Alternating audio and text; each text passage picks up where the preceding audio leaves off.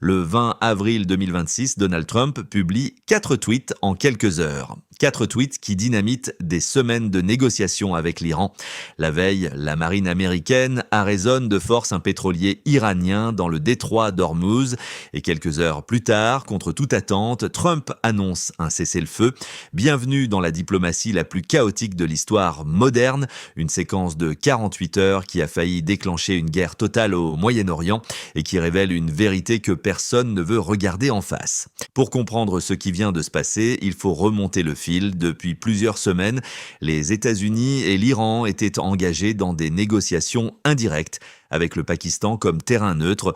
Le vice-président J.D. Vance, Jared Kushner et Steve Witkoff devaient se rendre à Islamabad pour une deuxième session de pourparlers.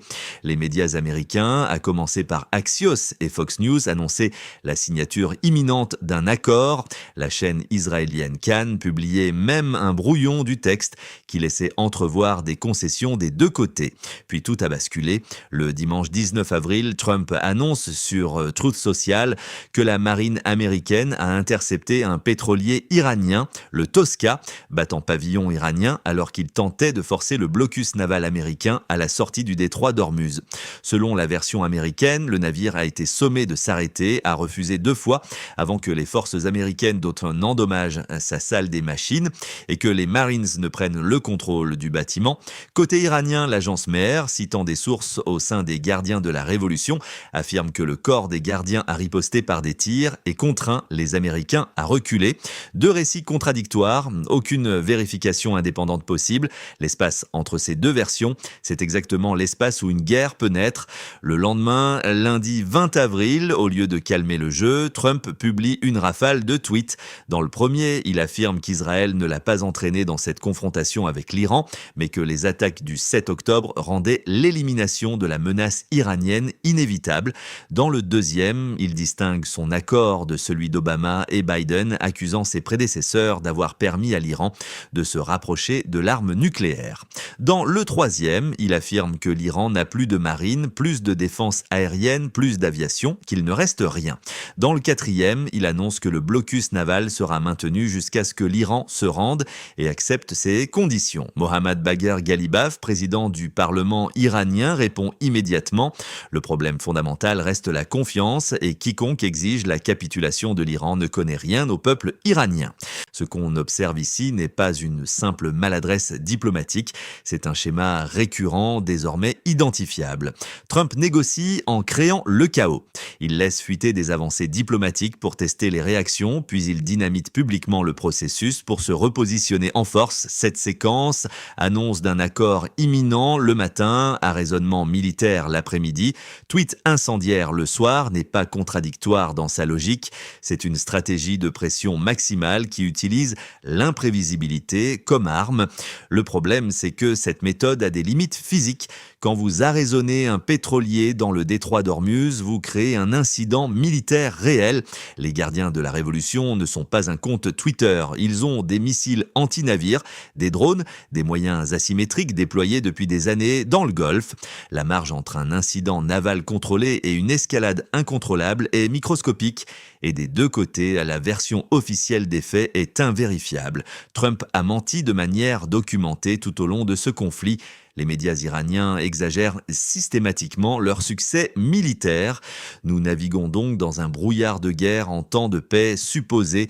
Il y a un autre élément que personne ne relève assez. Au moment même où ces négociations étaient censées aboutir, Fox News, le média le plus proche de l'administration Trump, publiait un reportage accablant sur le général Azim Munir, chef de l'armée pakistanaise et principal médiateur entre Washington et Téhéran. Le reportage l'accusait d'être un actif iranien, d'avoir entretenu des liens étroits avec Qassem Soleimani lorsqu'il dirigeait les services de renseignement pakistanais et conseillait à Trump de ne pas lui faire confiance. Publier ce type d'article au moment précis où Vance et Kouchner s'apprêtaient à se rendre à Islamabad, ce n'est pas du journalisme, c'est du sabotage diplomatique. Et la question qui se pose est simple: qui, dans l'entourage de Trump ou dans les cercles pro-israéliens à Washington, a intérêt à faire échouer ces négociations? Puis est venu le retournement. Quelques heures après avoir menacé de renvoyer l'Iran à l'âge de pierre, Trump annonce un cessez-le-feu. Le Conseil suprême de sécurité nationale iranien publie un communiqué. L'Iran pose 10 conditions et ces conditions sont tout sauf celles d'un pays vaincu. Parmi elles, le retrait américain de certaines bases dans la région, l'arrêt des opérations militaires israéliennes sur tous les fronts, notamment au Liban, et une coordination sécuritaire irano-américaine pour la réouverture du détroit d'Ormuz. Relisons cette dernière condition. L'Iran exige que la réouverture du détroit d'Ormuz, la principale artère pétrolière mondiale, se fasse en coordination avec Téhéran. Autrement dit, l'Iran se pose en co-gestionnaire de la sécurité du Golfe, pas en pays capitulant, et Washington, en acceptant de discuter sur cette base, reconnaît de facto cette position. La rhétorique de Trump sur la capitulation iranienne est donc en décalage total avec la réalité des négociations. Côté israélien, la réaction est révélatrice. Les correspondants des chaînes 12 et 14, cette dernière étant pourtant la voix officieuse de Netanyahou, ont utilisé le même mot, trahison. Trump nous a lâchés, titre la presse hébraïque. Netanyahou, qui la veille encore parlait de poursuivre le combat contre le régime terroriste iranien et ses proxys, se retrouve le lendemain à parler d'un cessez-le-feu dans l'intérêt d'Israël. Le retournement est si brutal qu'il expose une vérité structurelle. Israël n'a jamais eu le contrôle de cette séquence. Et pendant que Washington et Téhéran se testent mutuellement dans le Golfe, le vrai signal géostratégique vient d'ailleurs. Le journal Foreign Policy a publié une analyse qui devrait être lue dans chaque capitale occidentale. Pendant que l'Amérique s'enlise dans ses confrontations militaires, la Chine a financé 1068 ports dans 90 pays pour 24 milliards de dollars. 35% de ces projets impliquent une propriété ou une gestion directe chinoise. Pékin ne cherche pas à occuper des territoires. Elle cherche à contrôler les flux, les chaînes logistiques, les routes maritimes, les points de passage stratégiques, y compris ceux qui contournent Ormuz, Bab el-Mandeb et le canal de Suez. Pendant que Trump tweet, la Chine construit. Les conséquences de cette séquence dépassent largement le cadre irano-américain. Premièrement, la crédibilité de la parole américaine est désormais en ruine, pas seulement auprès de l'Iran, ça c'était acquis depuis le retrait de l'accord nucléaire en 2018, mais auprès des alliés, les Européens observent. L'article du Télégraphe britannique sur les marins américains souffrant de pénuries alimentaires sur les porte-avions déployés dans le Golfe n'est pas anodin quand les familles de soldats publient sur les réseaux sociaux des photos de rations indignes servies à bord des navires engagés dans le blocus iranien, quand des témoignages de mutinerie larvée filtrent. C'est toute la crédibilité de la projection de force américaine qui est questionnée. Deuxièmement, les monarchies du Golfe sont dans une position intenable.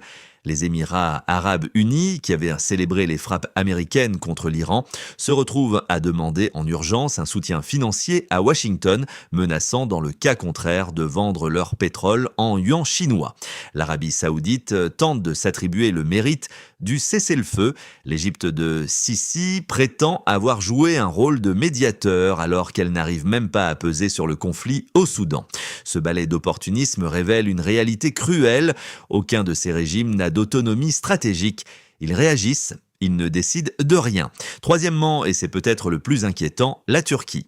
Le ministre turc des Affaires étrangères, Hakan Fidan, a déclaré pour la première fois publiquement qu'Israël prépare déjà le terrain pour désigner la Turquie comme prochain ennemi après l'Iran.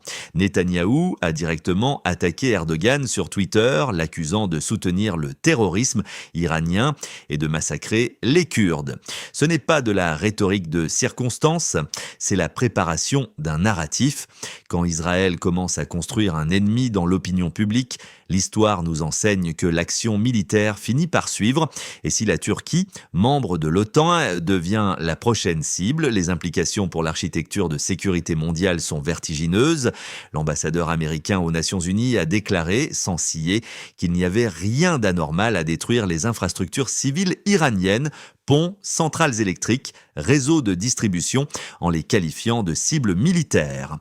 Quand un représentant permanent aux Nations Unies justifie publiquement ce que le droit international qualifie de crime de guerre et que la seule réponse est un haussement d'épaule collectif, c'est le système international lui-même qui est en train de mourir. Ce que cette séquence de 48 heures nous montre, ce n'est pas un homme imprévisible aux commandes de la première puissance mondiale. C'est un système international qui n'a plus de garde-fou. Les traités ne protègent plus, les institutions ne contraignent plus, la parole diplomatique ne vaut plus rien.